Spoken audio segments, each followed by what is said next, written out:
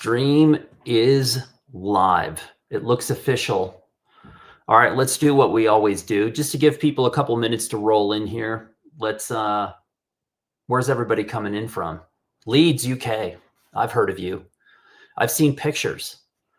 In fact, we have a couple of submissions from the UK today that I'm going to go over. One from Brighton Beach, where I just was, and I actually photographed dogs on the beach in Brighton, and so did this person. So that's kind of coincidental, ironic.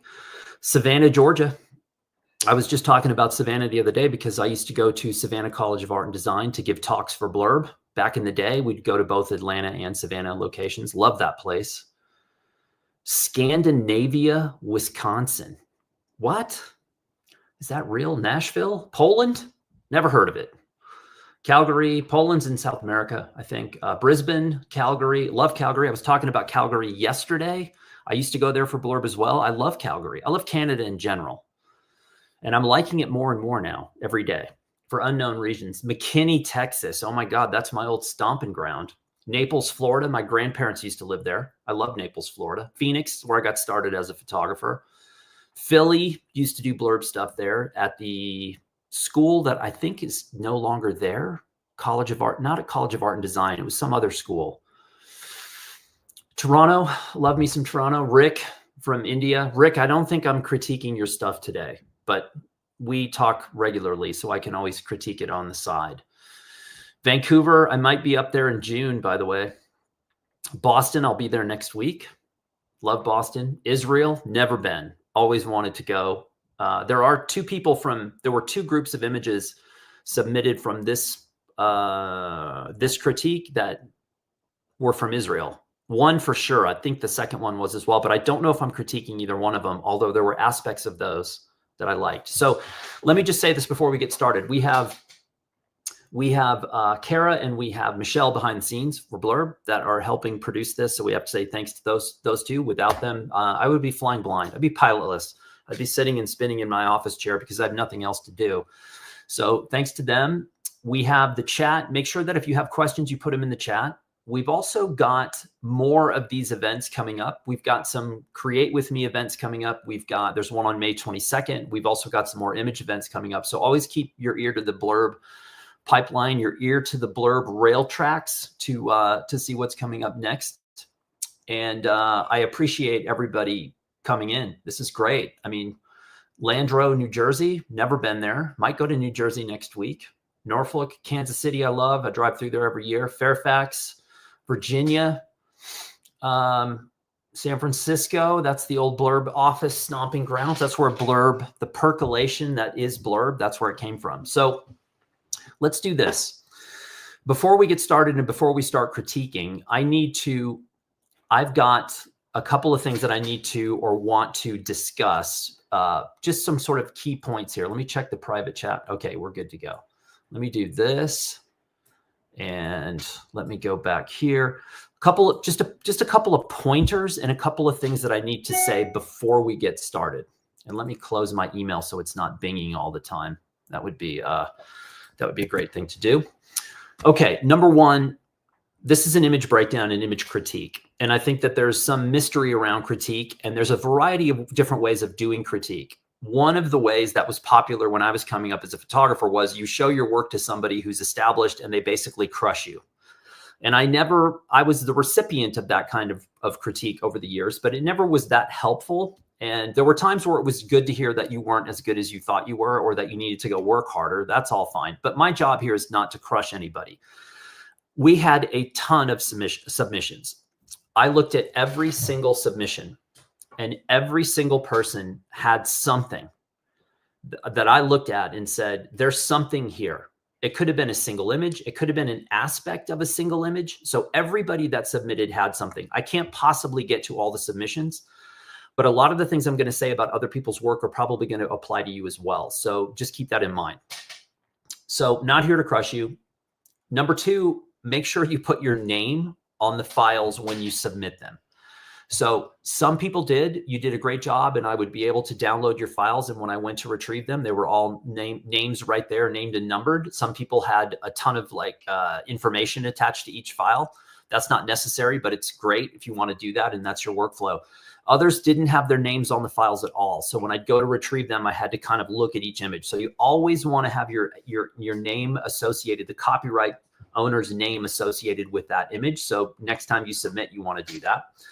Number 3 is don't submit massive files, because there's a lot of nefarious folks out there. And if you sent me a 30 meg TIFF file, I could literally send that, I could FTP that to Europe and have somebody print posters, and you might not ever know. So you don't ever want to send your files out huge. And a couple of you sent really massive files.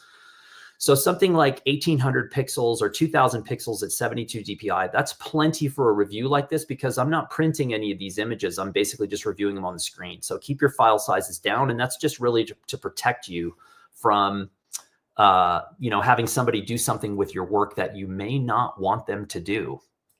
Number 4, I mentioned this before with Rick. If we have an online conversation, or you're somebody that follows my blog or my YouTube channel, and I'm seeing your work on the outside and I don't get to your work today, don't feel bad, because we already have that relationship on the outside. So you can continue to submit. And if for some reason that body of work fits, I'll review it. But if I don't, we already have that relationship going. Number 5, point number 5, submit more than one image. Some people, and today I'm going to review someone who sent one image, but they sent 5 images, but they submitted 5 different times. So technically they submitted 5 images, but I'm just going to pull one of them. If you only submit one image, it's really hard for me to get an idea of where you're at as a photographer, because it could have been a one-off. It could have been a lucky moment. It could have just been something. So you want to submit 4, 5, 6 images. That's a good place to be. I'm going to talk about this a little bit more in a minute, but 6 is avoid random. So even in street photography, there are ways of creating, how do I say this? There's ways of creating little things that will help you create cohesive bodies of work. For example, if you're doing street photography, when I lived in Los Angeles, I could have gone out into the city of Los Angeles and done street photography, and I could have just gone everywhere. I could have gone from Hollywood to downtown to the Valley to the West Side. It's all completely different, but I didn't do that.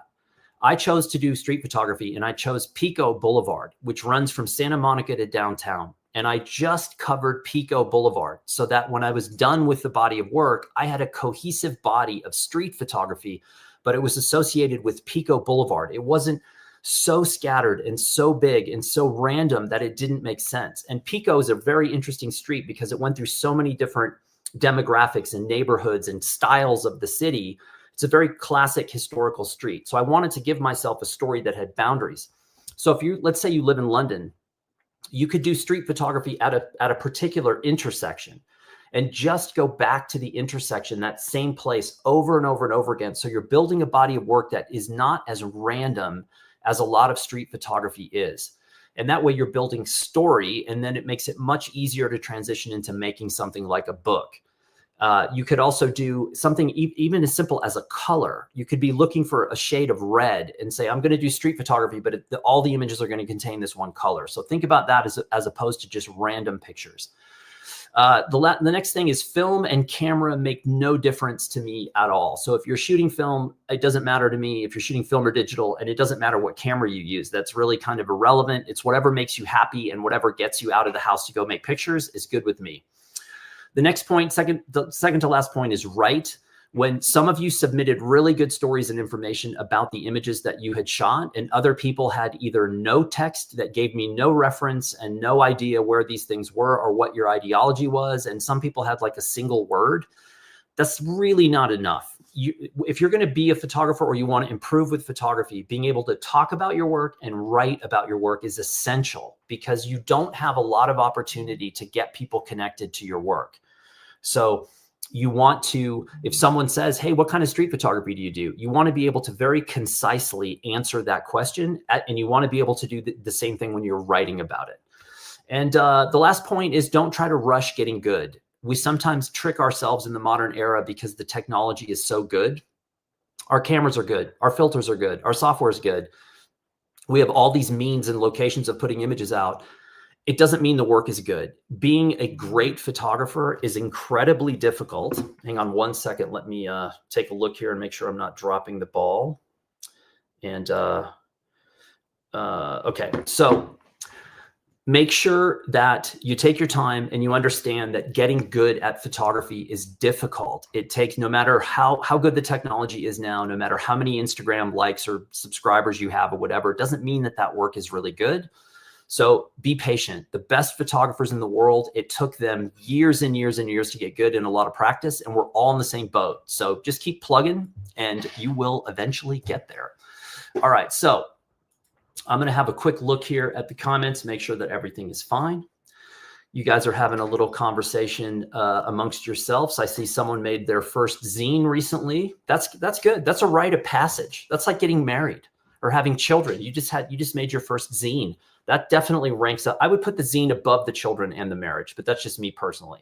But congrats on that. All right, let's get to, I'm going to share my screen. And we are going to, let's see here, window, we're going to share, and I'm going to start looking at work. All right, so here we go. All right, we're going to start with Mark, and I'm going to open this up. Now, Mark had no explanation with his work at all. And Mark, you got to give me something here. Now, this looks suspiciously like Brighton. And I was just there, so I'm pretty sure this was Brighton. Now, here's the thing. The reason I included this is because the bubble person. Every major city in the world has a bubble person. And I'm guilty of it, just like all of you are. I was just in Berlin, and there was a bubble guy, and I was photographing the bubble guy. I've seen more pictures of the bubble guy in my life than I ever need to see again. So I would avoid photographing the bubble guy. Having said that, this is a really good bubble guy photo. This is really good because I love how the bubble wraps around this ruin here. This was allegedly set on fire. I think if this is what I'm thinking it is, this was in Brighton, and there's a competing pier down here to the left that you can't see. And somebody torched this thing. And let's see here. But I love how the bubbles wrap around that. And this is a pretty impressive set of bubbles. So in this particular instance, this kind of works, but not a huge fan of the bubble photograph person. There's better stuff out there that you have to work a little bit harder for. This one I like. And again, this isn't classic street photography. This is more just kind of reportage. But I thought it was interesting because a couple of things. Because one, you have the impact. You have a moment of impact happening, and you have a moment here. So Mark has been able to capture this. There's a little Cartier-Bresson decisive moment here. You also have this nice little group looking here, and you've got this anchor point up here at the top. There's a nice little diagonal here. This is a solid frame. It's not a picture of something I haven't seen before, but it's clean and it's simple, and he has two simultaneous moments going on, which I think is solid. This is the one that I don't think is up to the scale of the other two, and I get the fact that you've got this amazing hairdo, and it's backlit against the cloud, and you do have this little moment where his foot's off the ground, and this person's foot's off the ground. But again, this to me is not up to par with the other two. It's just not quite as good. I think this one's kind of the prize. And then again, the bubble person as a bubble image goes, this is really solid, but it's not my favorite. But overall, Mark, you got some good stuff there. And this one is the gem in the middle. And that's a really nice frame to have. And it's vertical. So imagine designing a book with a portrait aspect ratio, and that's a really solid full page image. All right, we're going to go to Kurt. Kurt is a friend from Japan who I've never met. And Kurt says, I take a lot of random single images while I'm out every day, and later I try to organize them into groups or categories. Everything has to be neat and tidy. These are a few images I selected from many based on the theme of, quote, looking. Whether someone is looking at me or something else happening around them, all of them were taken in Okayama City. So, Kurt, the one thing that I would say is don't get too obsessed with neat and tidy. It's not that important. So let's take a look. Classic image from Japan. What I like about this is the framing, where key subject matter is here, but you've got these framing on the side. So he's using a wide angle lens or a medium lens, maybe a 50 mil, to build depth, because these people act as the foreground. And then there's your midground. Not really a background here, much of a background in this image, but it is kind of a classic image from this region. So I think there's something beneficial there. Again, this is more of a classic street image to me, where you have foreground here. You've got obviously the key subject matter here. You've got this person looking to his point, looking back at direction of the photographer, and the shallow depth of field. So your eye basically goes immediately right here, and this stuff kind of falls away. Your brain says, I know what that is. Those are hats. That's working as a foreground. But the key element is right here. I think the next one. So there's two schools of thought about people looking at the camera. I don't necessarily mind it at all. And depends on the look. If someone is posing for the camera and making a face, that's one thing. But I'm not such a huge fan of that. But this is fine. And this happens to all of us when we're shooting. We all get busted making pictures. And what happens after this is the key. Does this guy get mad? Does he laugh? Does he ask you what you're doing? And then are you prepared to answer? Yes, I'm making pictures. I'm a photographer, blah, blah, blah. So again, you want to be able to speak about your work concisely. I do like the smoke drifting up here. And he doesn't look mad. He looks curious. So I don't mind this. You also have the dynamic elements leading your frame. So your eye starts here and then it migrates down like this, which is, classic wide angle lens work. All right, let's see here. Go to the next one. Window reflections. We got somebody else later that's shooting window reflections as well. And I think these are interesting. These are kind of impossible to not photograph because they look so good. And when you look through the frame, you're like, this is fantastic. This is the best picture I've ever seen. We all do these. Anyone who shoots on the street, we do these. Don't deny it. So obviously the key point here is you have eye contact with her. And I think actually the eye contact is what makes this image, because she looks calm, curious, and relaxed. I think you have kind of, she's obviously the center point. You've got this kind of as a mid-ground. This is a background over here. This person, I think, helps. And again, there's so much, reflection images take a second to study, and that can work for you or against you. The only thing that's kind of a drag is this sort of hot corner down here. I might burn that down a little bit more, but yeah, she looks engaged. And I think that that's all we want when we're photographing people. I love this one because it kind of looks like he is laughing and posing with some sort of skewer, which I love. I mean, who doesn't want to pose with a skewer of meat? But you've got the steam happening here. You've got this guy's he's probably on my YouTube channel. And he's probably like, wow, this guy is the best YouTuber I've ever seen. Just kidding. But there's a slight tilt, which I don't mind. I think the slight tilt works here.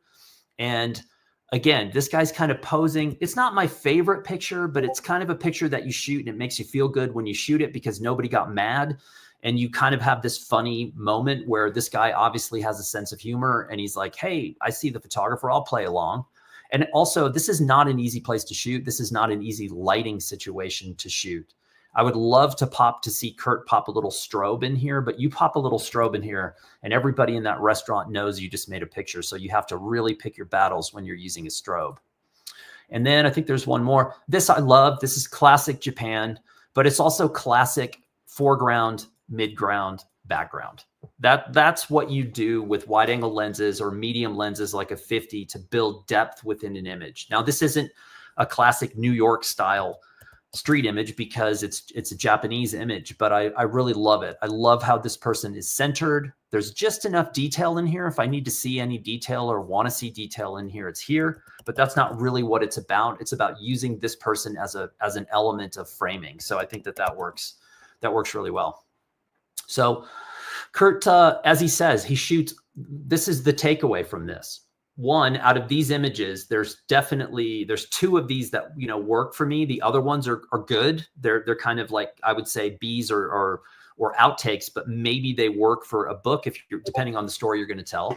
But he's shooting all the time, which is really the key. He carries a camera with him all the time. We're moving on to Jerome, I should say. Let's see here. Gerard, I want to make sure I'm not dropping the ball here. So Gerard's got some interesting stuff here. He's got a driver in the New York sanitation. He's got Woodward Avenue in Detroit. He's got the Dally in the Alley street market in Detroit, a guy smoking and holding a phone. And Miami, random street walking in an alley art rural exhibit. So Gerard, next time, give me a little idea about your ideology, about what you're doing and why. So instead of just captions as to what's happening, just give me a little more about Gerard, about what's happening, what you do, why you're doing this. But there's a couple pictures here I really like. I love this. This is really nice. So first of all, I love how he's processed this file. It's dark. And what he's done is the light is really highlighting along here and right here along the edge of his face. So he's side lit. I don't need to see the detail in all this stuff, because I want my eye to be drawn right here. And what happens is you see these fingers, and it leads me right here. The guy looks tough, but he also looks cool. And he's like, hey, this is good. And also it's clean. The only thing I would maybe suggest is that you see what this crop looks like to get rid of this hot spot on the side here. I don't think this is necessarily adding much to the image, but I like this picture a lot. I like this picture a lot as well. I mean, first of all, I love bicycles, so this thing is a work of art. I definitely like this. I think the contrast of this skin color with the chrome is fantastic. Again, I don't know if I'm curious what this crop looks like, just to see. I'm not saying it's the better crop, but I would love to see that crop just to see what it's like.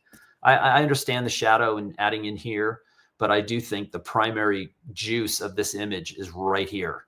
So I love this. This is classic. This, for whatever reason, to me, feels like Miami. I've photographed some things like this in Miami. I don't think this was Miami.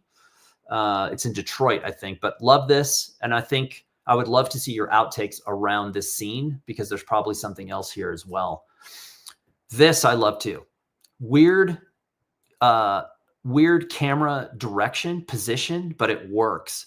And I think what we can learn from Gerard right here is, don't just stand and shoot. Get down low, get up high, go from the side, try everything else. But this is super clean.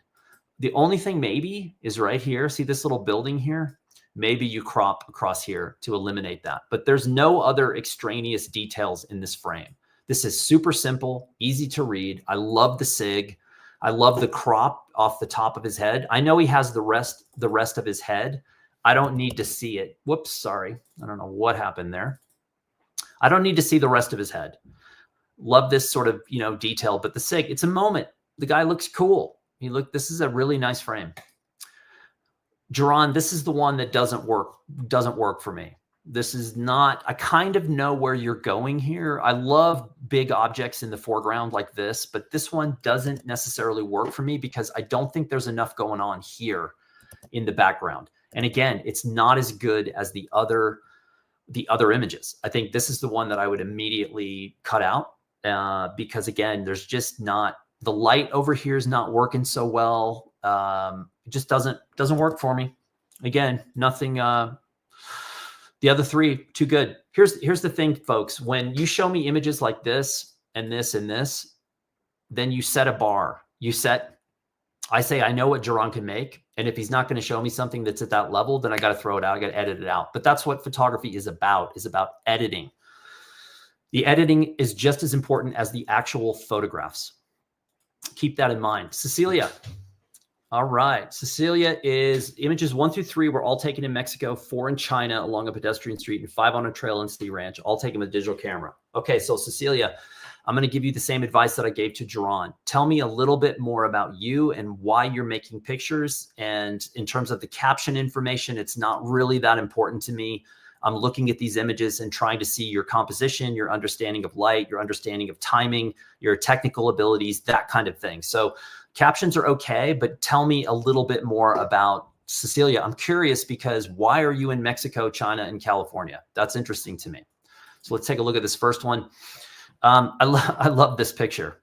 This is This has got to be Mexico. Classic, clearly pretty easy picture to read. Repetitive shapes. And plus, look at this body language. This pose right here, and actually this pose, kind of funny too. That is really simple, really easy to read, repetitive shapes, not to mention the railings, all basically pointing, hey, look at what's here in the middle of the frame. And it's really well done. And it's funny. It's definitely funny. You could probably, you know, if you wanted to, you could do a little crop and just see what this looks like. That might be a little tighter, a little better. I don't necessarily think these folks are adding much to the image. I'd like to see another crop of that, but I do like this image a lot. Along the same lines as the last one, you have clearly, this looks like twins. You've got repetitive shapes. You've got repetitive dresses. You've got repetitive, you've got repetitive sandals down here at the bottom. You have a nice little diagonal going here. The one thing, I'd love to see the rest of her feet down here. It looks a little bit tight crop on the bottom, and you had room up here on the top to like maybe just tilt down just a tiny bit. But I kind of like it. It reminds me of a Jim Jarmusch film because he always puts twins in his films. And I think this is a solid picture. This one is, I'm on the fence. I'm on the fence about this one because there are aspects of this I like. I like what's happening here, and I like what's happening here. But this takes up a lot of real estate, this sign. Actually, I kind of like what's happening here. And even this woman who's framed back here through this. These are all things I like about this image, but the sign, the prominence of the sign, and maybe it's because I don't know exactly what this is. I know it's about masks, and these people, some of these folks are wearing masks. And again, that's probably tying in. It's good. I would say this is a B image though, instead of an A image. I think the first one was an A image and this is a B image, but again, it's close. This looks like California Sea Ranch. And I don't know what kind of dogs these are, but that's kind of obnoxious. This one, yeah, these dogs got some attitude, but this really is a picture about light. It's a picture about the dogs, but it's a picture about light because they're backlit, and I love shooting backlit. And the backlit is obviously emphasizing the facts that these dogs are little puffballs. I sort of get lost. I really don't look at this person. I don't look at this person. I don't look over here. So I think your image is really, you could even do a crop like this and sort of just eliminate all the rest of this. I think one healthy thing to do when you're looking at your own imagery is to look for photographs within the photograph. You know, Kappa was famous for saying, if your pictures aren't good enough, you're not getting close enough. And I think a lot of times there's always pictures built inside of the work that we're doing. And I'll show you an example in a minute. I don't remember who submitted it, but there's a classic example of this that I'll show you in a minute. I would just crop this in because really your image is right here, is these two crazy little dogs. And then this is the one to me that doesn't belong. One, I love the fact that the rest of your work was in black and white. You're committed to black and white. And then all of a sudden there's one in color.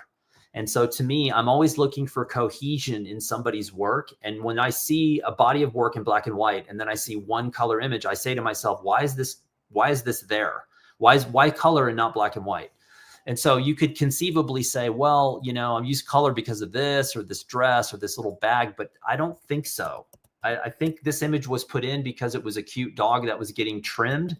And I don't think that's good enough compared to the rest of your work. So I would definitely eliminate this picture and I would work from these. These two are the gem for me. This third one is kind of funny, but these three form a little Mexico contingent, which I really like. And, but this one I would probably get rid of. Danny Cardinelli. So over the past 2 years, I've been transitioning from using disposables to a digital point and shoot. Using 3 of the 4 photos are candid photos taken to Mermaid Parade. On the other photo was captured on my way to the same location, which is Coney Island. Who doesn't love the Coney Island boardwalk? I've been focusing on colorful subjects more because color conveys emotion and evokes liveliness, but I don't feel like it worked differently in each photo. I don't have a press pass, but have been encouraged to apply for one because now I have photographed events. But I genuinely think my gear is the reason I've been able to get the photos as I've taken, as well as luck. I also submitted these photos to a festival under the color category, so it'd be greatly appreciated any and all feedback. Okay, so a couple of things. Doesn't matter to me, the camera, digital, film. And I don't think it's the camera that got you the pictures. It's you that got the pictures. So the camera is really irrelevant. It is whatever camera you're willing to carry, and whatever camera that leaves the house with you is the best camera for you. And I think this picture, okay, let's just go through these first. This picture, and then you've got the parade and the parade and the parade. Okay, so this picture, and this picture are what I expect to see at a parade. And parades are not easy to photograph. There's so much going on that your primary responsibility is to look for clarity within the clutter. That's the key, is clarity within the clutter. And it's really hard when you're in a space like this, because look at how much is going on. You know, you've got a foreground and you've got midground both here, and then you've got background. And I love these kids' dreads. That's like my favorite part of this entire image, is that if I could have my hair like that, I would. But this is kind of what I expect to see. And I will say the same thing about this shot, which again, is this a solid photograph? Yes, it's a solid photograph. Look at the emotion on the faces. You've got moments with the hands up in the air. You've got this face framed nicely here. You've got other faces here. There's absolutely nothing wrong with this image, but it's what I expect to see at an event like this. So if we go to the next one, same exact thing. There's nothing wrong with these at all. Good picture. And if you're shooting for the festival, this is the kind of stuff that they would probably say, oh, we really like this. And look at the faces here. Everyone's stoked. They're all like, hey, I'm at the Mermaid Parade. I could be working in an office cubicle, I don't know, trying to fix the toner in the printer, but no, I'm here on the beach. So they're stoked. But here's the thing. This is the picture this is the one that gets me. This tells me what you're capable of, because this is not posed. This is a real street moment. And let's just break this down, because this is quintessential Americana, quintessential Coney Island. Number one, look at the size of this dude. Like, first of all, you're right in front of him. I guarantee you 100% he knows that you're photographing him. And he's kind of looking scary, and sizable girth on that dude. So I love the fact that he is holding this thing, which is hilarious. This is what makes this picture funny. Then you've got this person who's in her own world, but also the corn on the cob, a classic Americana. You got Penske truck rental. You got White Castle. You got some crab on top of a building. This is Americana coastline, East Coast summer. And I absolutely love this. And I love the fact that this is not posed. This is again, Cartier-Bresson decisive moment. You have taken the craziness that is the Coney Island boardwalk, and you've distilled that for me into one frame. If you didn't know anything about Coney Island, even though you can't see the ocean in this, if you didn't know anything about Coney Island boardwalk and you saw this is a pretty good indicator of what you're going to run into all over the boardwalk. So, and again, all these subtle colors over here, the teal shorts, the pink shirt, the brown, those are all, again, classic, summer colors. Love the White Castle. So this is the gem picture to me of the group. In terms of press pass, there's an upside and a downside to the press pass. Having one is always a strategic advantage, especially if something weird happens and you're caught in a place where you may or may not be. When you have that press credential, it is a good thing, because it tells the police officers that you're vetted, that somebody has actually paid attention to who you are, can really come in handy. So if you're able to get a press credential, I would definitely get one. But again, Danny, that's a really nice frame. And again, nothing wrong with the other three, but this is the gem to me. And go back to Coney and keep looking for those real moments. All right, Gerard Byrne, early morning, New York City. Okay, so what I told you a minute ago is somebody has a picture and a picture here. So let's just start with these. Early morning, New York. I love this. I love the low angle. I love the steam. You have a moment of a bike entering the steam. This to me is classic New York City. I'll be there tomorrow. It's what you expect to see. I love to see this. I love the humidity of those steam vents when you go over them. This is a nice image too. I would love to see this guy from the front instead of the back, but it's a really easy read image. Obviously your primary subject matter is right here. I would open this up a little bit. I think it's really dark. And so I would open up the exposure a little bit, but I think this is a pretty solid image.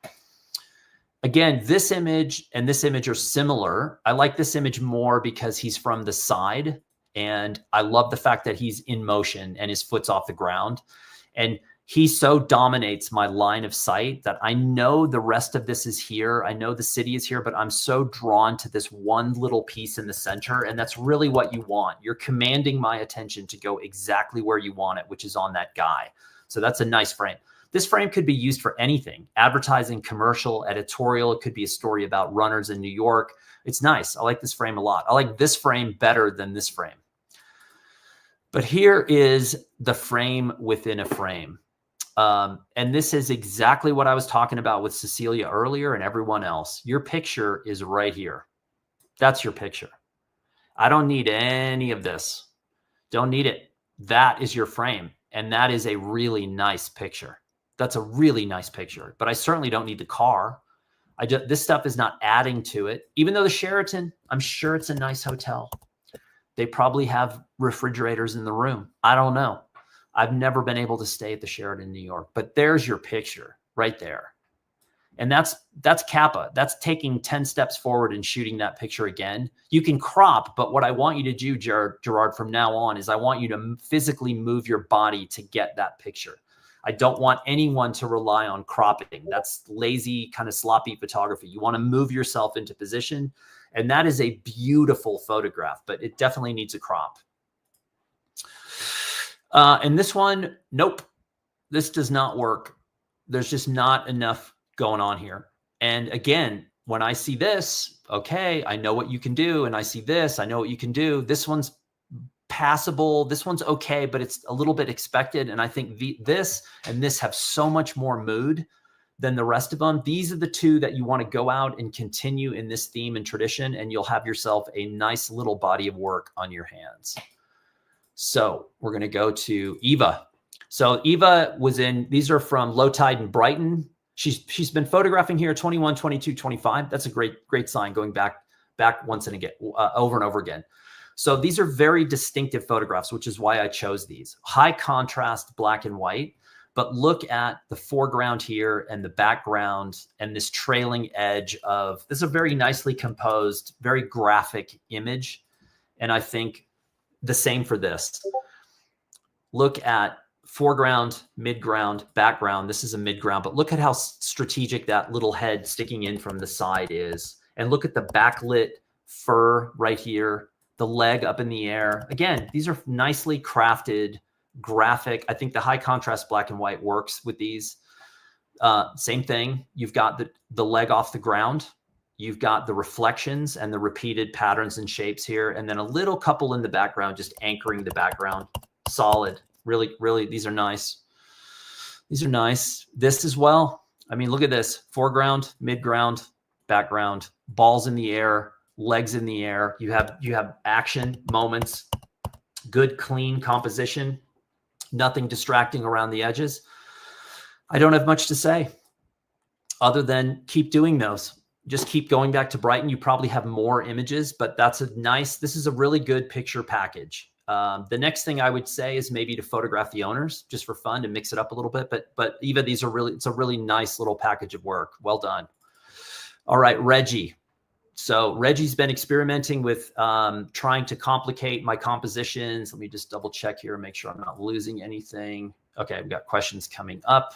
Let me go back here. Okay, so Reggie's been experimenting with compositions using reflections, trying to get closer to what my skill set could do if I were a painter versus a photographer, which I think is the key takeaway here. Color on the streets of New York, where he normally shoots black and white. These are most successful. So Reggie, what I said earlier about writing about your work, you see where at the bottom where you're using the letter I, but you're not capitalizing it. And then instead of black and white, you put B and W. So you want to, when you're writing about your work, you want to write not like a text message, but like an actual paragraph. So use the capital I's and spell out black and white. Those kind of things might not seem like they make a big deal, but they don't make a big deal to me. I know exactly what you're talking about. I don't mind the lowercase. I don't mind the B and W, but to certain people it does. And especially people who are high level people looking at photographs, all of those little details matter. They matter more than you can possibly imagine. They matter in some ways as much as the images themselves. So when you're writing about it, really expand it and break it out. But there's a couple of things here I really like, and there's a couple of pictures I think you can skip. I like this picture a lot Again, reflections. I love these like everybody else. Look at all the different things in this image that are circular in pattern. You have this whole row of things here. You have this, you have all these, you have all the raindrops all through the image. So many circles. You also have this person who looks like she's giving a look at this person here, but I don't know because it's a reflection. They could have been looking at somebody completely else. This looks like a mannequin. And then you have this, which is a mystery to me. It looks like a woman playing a trumpet, but I don't know if it's in an advertisement or it's someone actually playing a trumpet. And it's New York, so it could be somebody playing a trumpet. But I like this picture a lot. I like this one, not enough. This one, I think, is close. It's like the first one. I think that this person looks very kind of occupied by her own thoughts, and I do like that. Again, the repetition of the rain and the water, the repetition of the umbrellas. I think there's aspects of this umbrella over here. This kind of looks Blade Runner-y with this giant white light here in the middle. I think there's aspects of this picture that I like. This one, again, B level. There's things that are okay. You've got this sort of as a background. I like these dynamic elements of the shades. She has a good expression. She's animated, but it's still not as good as that first image. And this one, so the two that don't work to me are this one and this one are not quite there. These are the three at the top that I think are the most successful. And I would say that this one is the most successful. I love this picture. This one's close, but not quite as good. And same with this one. But what I like, and this is a lesson for everybody.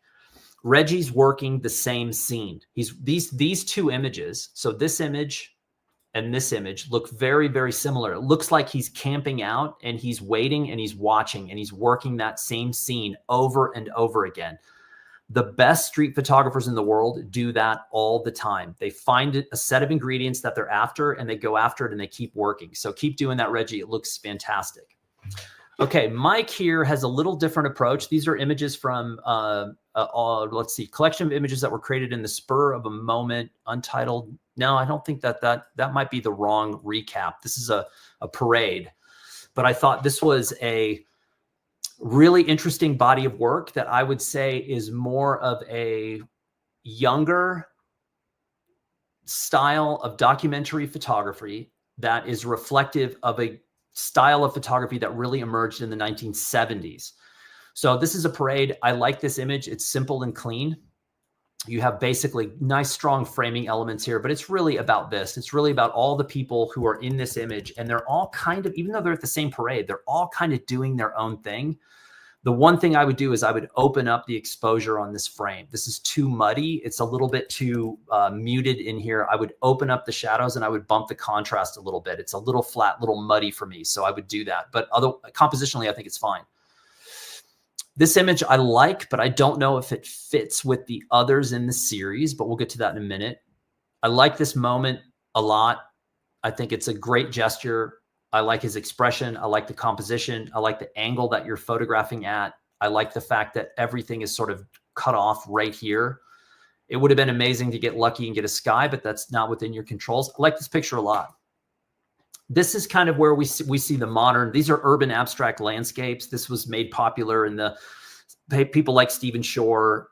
There's a lot of people shooting in this style today. I happen to like this style, but you need to use it strategically. I think this is interesting. I love how he's paired these two images together. So I like the fact that Mike is thinking about sequencing and pairing images. Obviously, you have the same building here. I love the human element with this guy and this sort of mid-90s Mustang, the old truck trailer.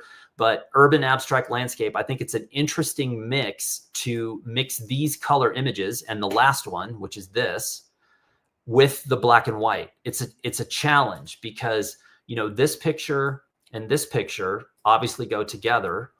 These two pictures feel like they go together. And then this one kind of feels like it's an outlier, but I don't know. And this is where the edit and the text comes into play, where you're helping the reader understand what the connection is behind these. But I really like this group of images. I love these three together. And I think these two together are really solid as well. But yeah, I mean, Mike, there's definitely, I can tell that you have a sophistication level to your photography that I like. And I would love to see the rest of the images from this shoot. I think there's probably something really interesting here. And the other thing too is, imagine if Mike's only goal from the day was to just create a triptych, 3 images of something. So would it be these 3 together?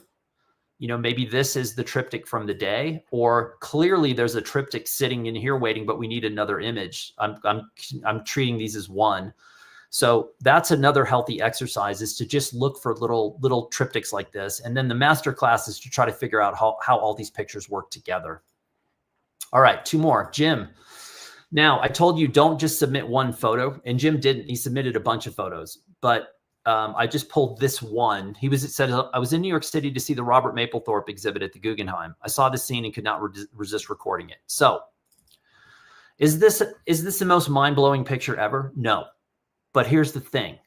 This tells me that Jim is paying attention, because, as you can see, 6 takes on the Guggenheim collection. 1, 2, 3, 4, 5, 6. And I'm going to give this person the benefit of the doubt. She's paying attention, but nobody else is. This is what happens in art museums now. The art museum, it's really hard to compete against Instagram and TikTok and Facebook and everything else. So I love this picture because it's a statement of this moment in time, but also he got lucky. There's 6 people and 6 takes on Guggenheim. I think this is a funny picture, and it shows me, again, more than anything else, Jim is paying attention. And that's really what we're after here. Is photographers need to have attention to detail, and they need to look at specifics. And that's what he's telling me he can do. Okay. The last person, Zoltan. Made these photographs during his visit to Dhaka, Bangladesh. It was a workshop with fellow like-minded photographers. Dhaka is chaotic, noisy, polluted, and one of the most densely populated places on earth. Life is hard, yet the people are friendly, open, and welcoming. I try to catch its vibe. So this is a really nice series of images. There's a couple that I think are standouts. I love this picture. It's a little bit dramatic. It's traumatic to some people. But if you're looking at a balancing of elements with the foreground and the midground and the background, I love the color. This is a really strong image. And so is this. And what I like about this is foreground, midground, background. This looks like a painting. This is classic wide angle, whether it's 28, 35, maybe a 50, classic short lens reportage, where he is looking for light through the foreground and the midground and the background. The light on this guy's face is particularly nice. He's side lit. There's just enough catch light in his eye. Great color. This makes me want to go for sure. This is really nice. And then this is like another painting. This is a really solid image. First of all, the light's nice. The color is amazing. You've got this dull gray just interspersed with bright, vibrant bursts of color all throughout. Everybody, it's like a play. Everybody's in their own space doing their own thing. Again, classic reportage. This is the kind of scene you turn the corner and see this and you cannot photograph it fast enough. And he's probably got a dozen other outtakes around this, but this is a really beautiful image as well. These are these other 2. So for me, the first 3 pictures, this picture, and this picture are the 3 strongest. And these 2 are okay. But now that I know you've shot this one I'll give you. I'll give you this one as a B-level image. I like this picture, but it's not as good as the other 3. This one is not good enough. It's, an image with kids has to be over the top good. I mean, I love kids and they're easy to photograph and they're fun and they're emotional and it's fantastic. The color is nice here, but it's not good. It's not as good as the other.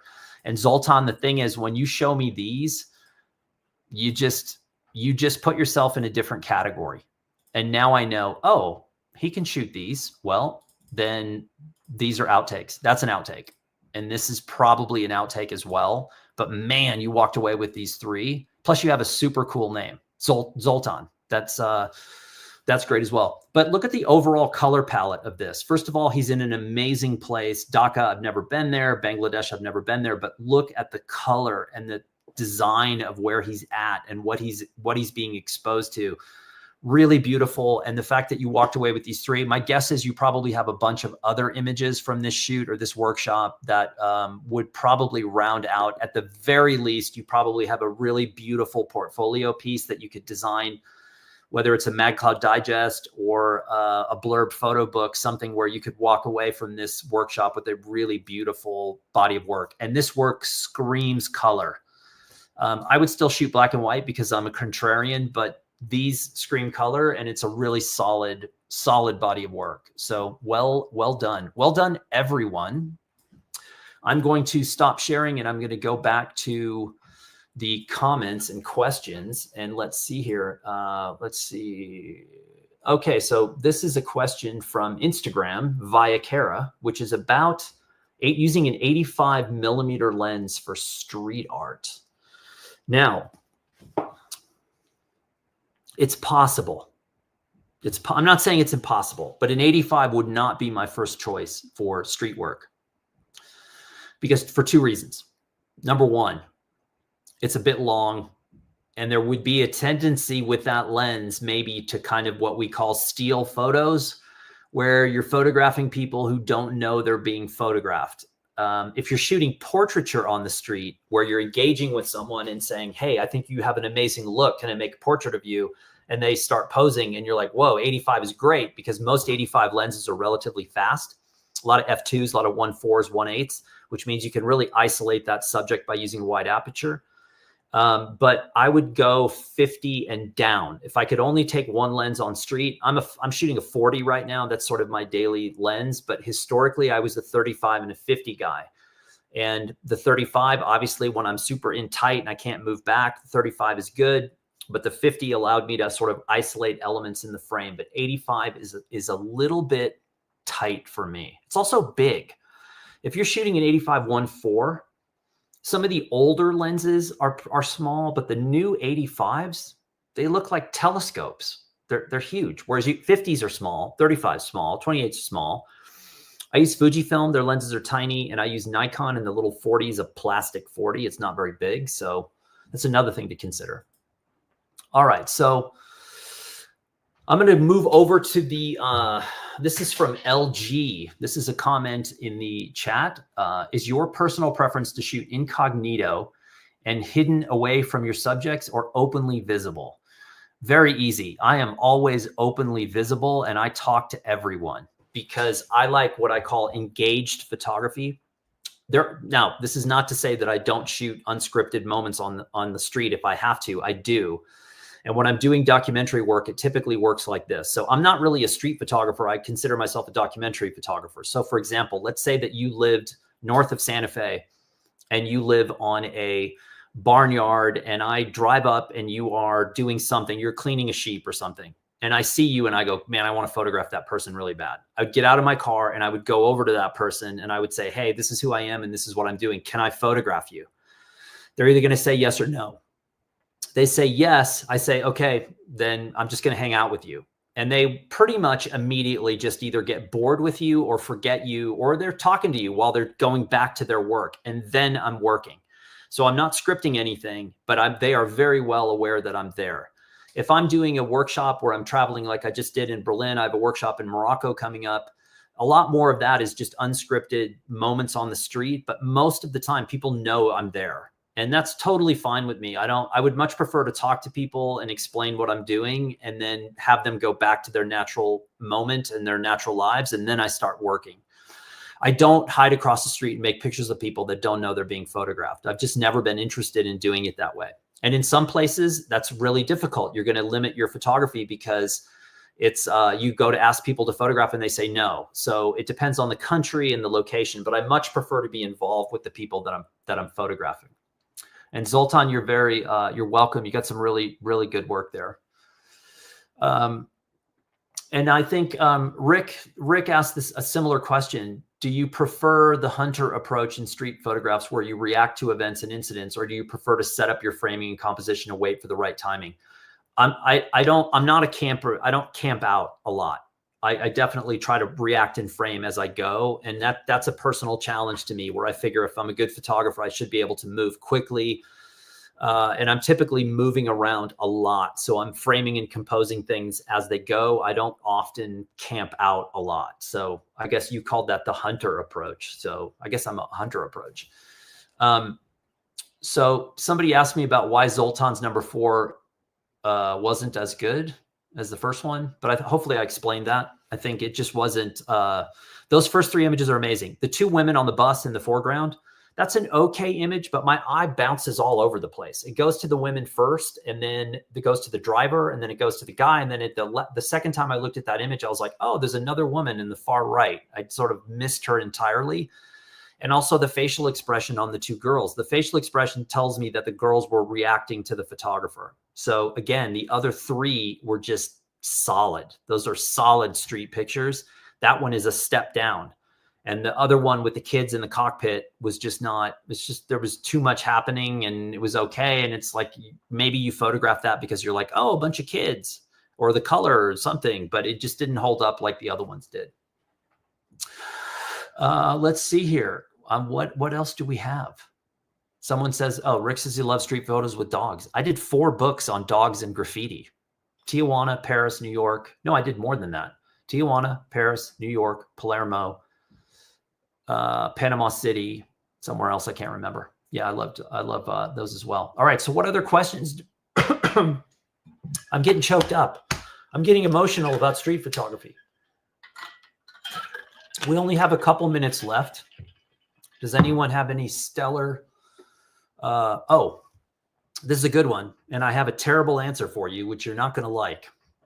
Can you please comment on releases or permissions of subject in your photographs? So you have a decision to make. Do you want to be a commercial photographer or do you want to be a documentary photographer? If you want to be a commercial photographer, then by all means, try to get releases. When I was assisting other photographers years ago for one of these guys for National Geographic, he would photograph a scene in real time, unscripted, and then he would turn to me and he would point at people in the scene and he would go, release, release, release, release. And my job was to run after these people and try to explain what we were doing and that he had just photographed them and could they sign a release. It was horrible. And it also completely destroyed the scene every time. And I realized at that moment that you're not if these pictures are things you're intending on selling, if you're trying to do prints or whatever, then you're not really a doc shooter anymore. You're a commercial photographer. And if you're a commercial photographer, you absolutely need a release for every recognizable face in every photograph you make. You also might need a location release, and you might need building releases for any building that is recognizable in the background. It is a living nightmare, but that is the society that we're in. Every country is slightly different. Some countries are really bad and other countries are a little bit more lax, but it's a terrible thing. Also know that if you put an image on the cover of the book, it's often viewed differently as an image inside because the cover is used to sell the book. It's very complicated. The best thing to do is to talk to a legal expert that only works in photo law. And there are plenty of these people around. I think we got questions for one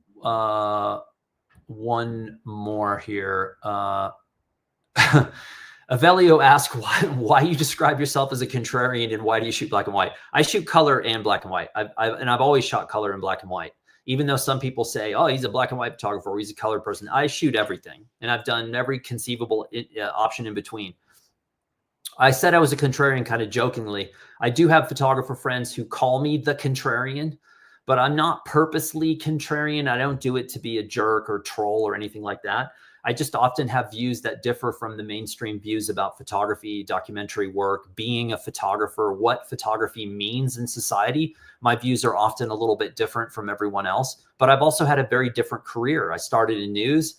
I went to editorial. I went to commercial. I went to weddings. I did 7 years of portraits, and I've been at Blurb for 15 years, working with photographers and designers and illustrators and all these other people outside of the photo space. So I have I guess I would say a unique background, and it's given me a unique perspective on what photography means in the modern era. So I want to say absolutely thank you to everyone. If I didn't get to your work, hopefully there was something in there that was of value to you. I'm sorry I couldn't get to everyone, but the good news is we have a lot of people submitting. So if whatever you want to see in the future, put it in the chat, reach out to Blurb, say, look, basic photo education would be good. a talk about light, timing, composition, any of these things that we can do that'll help you become better photographers so that you become better bookmakers.